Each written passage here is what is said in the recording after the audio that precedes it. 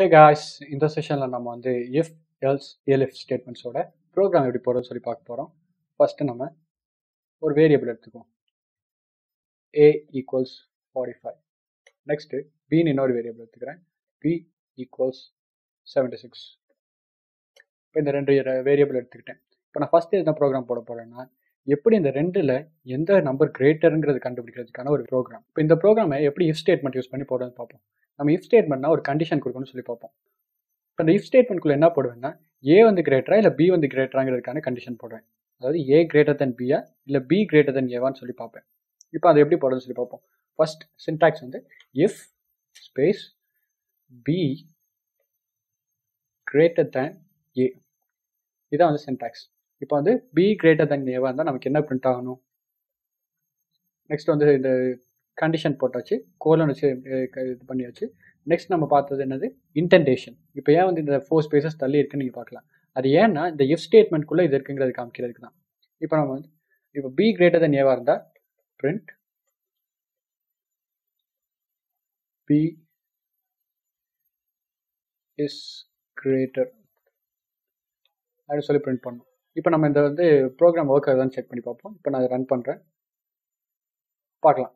ஏன்னா இப்போ நமக்கு வந்து பி வந்து 76, ஏ வந்து 45. இப்போ பி தான் டெஃபினெட்லி கிரேட்டர். ஸோ வந்து நமக்கு பி இஸ் கிரேட்டர்னு பிரிண்ட் ஆயிருக்கு. சரி, நம்ம இன்டென்டேஷன் யூஸ் பண்ணோம். அதாவது இந்த இடத்துல வந்து 4 ஸ்பேசஸ் விட்டுருக்கோம். அந்த 4 ஸ்பேசஸ் எதுக்குன்னு சொல்லி பார்ப்போம். இப்போ அந்த 4 ஸ்பேசஸ் இல்லாட்டி இப்போ என்ன ஆகும்னு சொல்லி பார்ப்போம். ஃபர்ஸ்ட்டு இப்போ நமக்கு வந்து பி இஸ் கிரேட்டர்னு பிரிண்ட் ஆயிடுச்சு. இப்போ நான் வந்து நெக்ஸ்ட் லைனில் இந்த ஸ்பேஸ் இல்லாமல் நெக்ஸ்ட் இன்னொரு if ஸ்டேட்மெண்ட் கொடுக்குறேன்.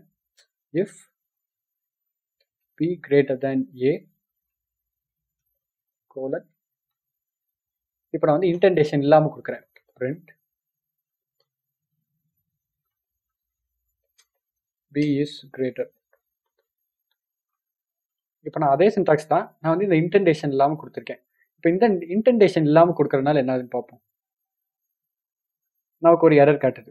இப்போ பார்த்தீங்கன்னா பிரிண்ட் பி இஸ் கிரேட்டரில் வந்து indentation error expected and intended block.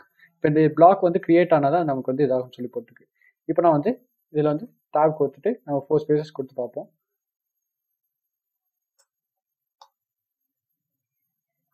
இப்போ நான் ரன் பண்ணேன்னா பி இஸ் கிரேட்டர் இந்த தடவை பிரிண்ட் ஆயிருக்கு. ஏன்னா இந்த ஒரு தடவை இப்போ வந்து இப்போ கரெக்டாக பிரிண்ட் ஆயிடுச்சு.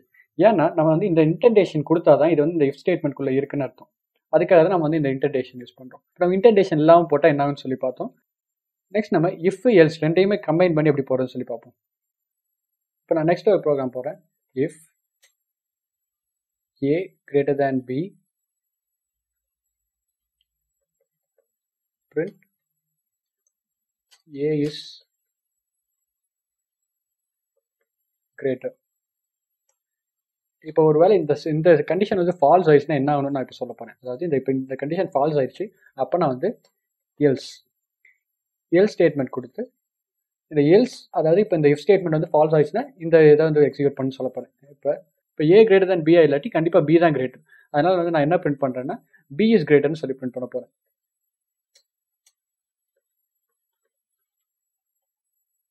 இப்போ நம்ம இந்த கோடை ரன் பண்ணி பார்ப்போம். இப்போ நமக்கு வந்து 3 தடவை பி இஸ் கிரேட்டர்னு சொல்லி பிரிண்ட் ஆயிருக்கு. ஏன்னா நமக்கு வந்து இந்த கொடுத்துருக்க வேல்யூஸில் வந்து ஏ வந்து கிரேட்டர் தென் பிங்கிறது வந்து ஃபால்ஸ் வேல்யூ. இப்போ இந்த ஏ இஸ் கிரேட்டருங்கிறது வந்து நமக்கு பிரிண்டே ஆகலை. ஏன்னா இந்த கண்டிஷன் வந்து ஃபால்ஸுங்கிறதுனால இந்த if ஸ்டேட்மெண்ட்குள்ளே இருக்க வேல்யூ வந்து இது பிரிண்டே பண்ணாது. பிரிண்டே பண்ணாமல் ஸ்கிப் பண்ணிட்டு எல் ஸ்டேட்மெண்ட்குள்ளே போயிடும். அதனால தான் வந்து நமக்கு வந்து இந்த ஏ இஸ் கிரேட்டர்ங்கிற வேல்யூ வந்து நமக்கு பிரிண்ட் ஆகலை. நெக்ஸ்ட் நம்ம elif ஸ்டேட்மெண்ட்ஸ் எப்படி யூஸ் பண்ண சொல்லி பார்ப்போம். அதாவது இந்த elif ஸ்டேட்மெண்ட்ஸ் எதுக்குன்னா நம்ம நிறைய கண்டிஷன்ஸ் செக் பண்ணோம்னா அதுக்கு வந்து நம்ம elif ஸ்டேட்மெண்ட்ஸ் யூஸ் பண்ணுவோம். இப்போ ஏங்கிற வந்து நான் 45 எடுத்திருக்கேன். இப்போ நான் வந்து ஒரு கண்டிஷன் போடுறேன். if a modulo 2 equal to 0, அதாவது நான் இப்போ ஈவனா ஆடான்னு செக் பண்ண போறேன். இப்போ a modulo 2 வந்து equal to 0, அதாவது ரிமைண்டர் இல்லாட்டி அது வந்து ஒரு ஈவன் நம்பர். அப்போ வந்து பிரிண்ட் a is even அப்படின்னு நான் பிரிண்ட் பண்ண சொல்றேன். இப்போ என்ன பிரிண்ட் ஆகுதுன்னு சொல்லி பார்ப்போம்.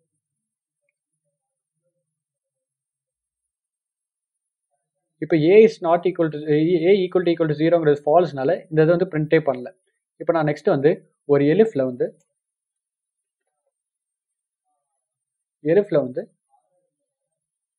நான் a modulo 2 not equal to 0 கொடுக்குறேன். இப்போ இந்த கண்டிஷன் ட்ரூவாக இருந்தால் என்ன பிரிண்ட் பண்ணும்? நாட் ஈக்குவல் டு 0 இருந்தால் கண்டிப்பாக வந்து அது ஆட் நம்பராக தான் இருக்கும். அப்போ பிரிண்ட் a is odd. இப்போ நான் இந்த ஸ்டேட்மெண்ட் ரன் பண்ணுறேன். இப்போ நான் இந்த elif ஸ்டேட்மெண்ட் கொடுத்தனால எனக்கு என்னாச்சுன்னா a is oddனு பிரிண்ட் ஆயிடுச்சு. இப்போ இந்த ரெண்டு ஸ்டேட்மெண்ட்டுமே ஃபால்ஸாக இருந்தால் மட்டும்தான் நமக்கு நெக்ஸ்ட் ஸ்டெப் எல்ஸுக்கு போகும். இப்போ நம்ம அதுக்கு வந்து எக்ஸாம்பிள் பார்க்குறதுக்கு ஒரு சிம்பிள் அல்காரிதம் எடுத்துக்கோம். அதாவது வந்து 3 நம்பர் கொடுத்து அந்த 3 நம்பரில் எது கிரேட்டஸ்ட் நம்பர்னு கண்டுபிடிக்கிறதுக்கான ஸ்டேட்மெண்ட் ப்ரோக்ராம். 3 நம்பர் யூஸ் பண்ணி எப்படி அந்த ப்ரோக்ராம் போடுறதுன்னு சொல்லி பார்ப்போம். நான் வந்து தேர்ட் நம்பர் ஒன்று எடுத்துக்கிறேன்.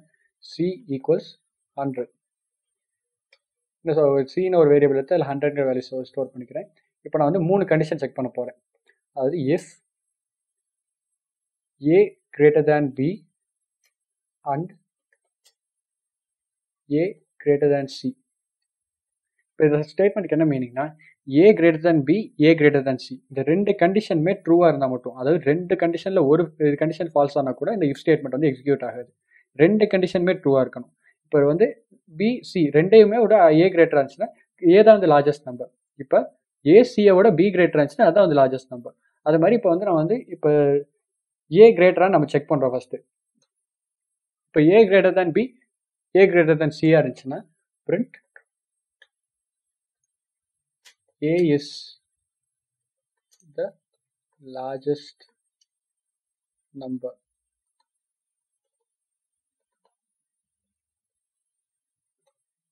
இப்போ ஒரு வேளை b கிரேட்டராக இருந்துச்சுன்னா என்ன பண்ணலாம்? அதை நம்ம ஃபர்ஸ்ட் செக் பண்ணணும். b கிரேட்டராக செக் பண்ணுறதுக்கு elif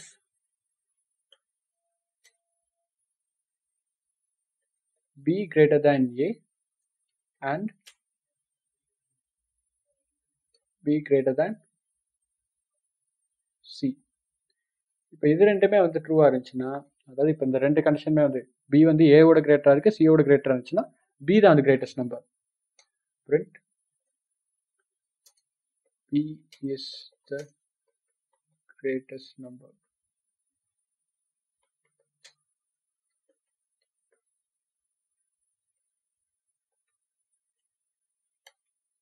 இப்போ நமக்கு வந்து a கிரேட்டராக செக் பண்ணியாச்சு, b கிரேட்டராக செக் பண்ணியாச்சு. இப்போ ரெண்டுமே வந்து ஃபால்ஸ் ஆனிச்சுன்னா c தான் வந்து கிரேட்டஸ்ட் நம்பராக இருக்கும்.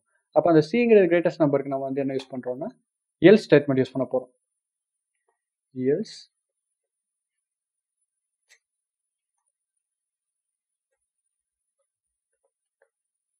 print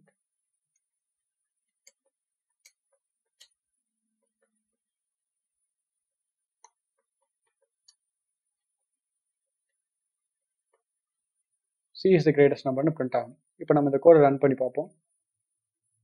c is the greatest numberனு நமக்கு பிரிண்ட் ஆயிருக்கு. ஏன்னா நம்ம c-யோட வேல்யூ வந்து 100, a-ஓட வேல்யூ வந்து 45, b-யோட வேல்யூ 76. 100 தான் வந்து கிரேட்டஸ்ட் நம்பர்னு தெரியும். அதனால நமக்கு வந்து c தான் வந்து கிரேட்டஸ்ட் நம்பர்னு பிரிண்ட் ஆயிருக்கு. ஏன்னா இந்த ரெண்டு கண்டிஷனுமே வந்து செக் பண்ணும். இப்போ a greater than b-ங்கிறது வந்து ஃபால்ஸ் ஸ்டேட்மெண்ட். அப்போ இப்போ a greater than c-ங்கிறதும் ஃபால்ஸ் ஸ்டேட்மெண்ட். இப்போ ரெண்டுமே ஃபால்ஸ் ஆகினால இந்த if ஸ்டேட்மெண்ட் வந்து பிரிண்ட் ஆகாது. நெக்ஸ்ட் இந்த elifக்கு போகும். b greater than a, b வந்து greater than a, இந்த கண்டிஷன் ட்ரூவாக இருக்குது. ஆனால் b greater than c, 76 greater than 100ங்கிறது வந்து ஃபால்ஸ் ஆயிடுச்சு. நான் சொன்னேன் ரெண்டுமே ட்ரூவாக இருந்தால் மட்டும்தான் இந்த ப்ரோக்ராம் வந்து எக்ஸிக்யூட் ஆகும். இப்போ இதில் வந்து ஒரு கண்டிஷன் ஃபால்ஸ் ஆயிடுச்சு. அதனால என்ன ஆகுனா இந்த ஹோல் ப்ரோக்ராம் வந்து எக்ஸிக்யூட் ஆகாது. நெக்ஸ்ட் வந்து சி இது இப்போ ரெண்டுமே வந்து ஃபால்ஸ் ஆயிடுச்சு. அப்போ என்ன கடைசியில் என்ன பிரிண்ட் பண்ணலாம்னா சி இஸ் கிரேட்டஸ்ட் நம்பர்னு பிரிண்ட் பண்ணணும். ஏன்னா இப்போ நம்ம கண்டிஷன் வந்து சி தான் கிரேட்டஸ்ட் நம்பர்.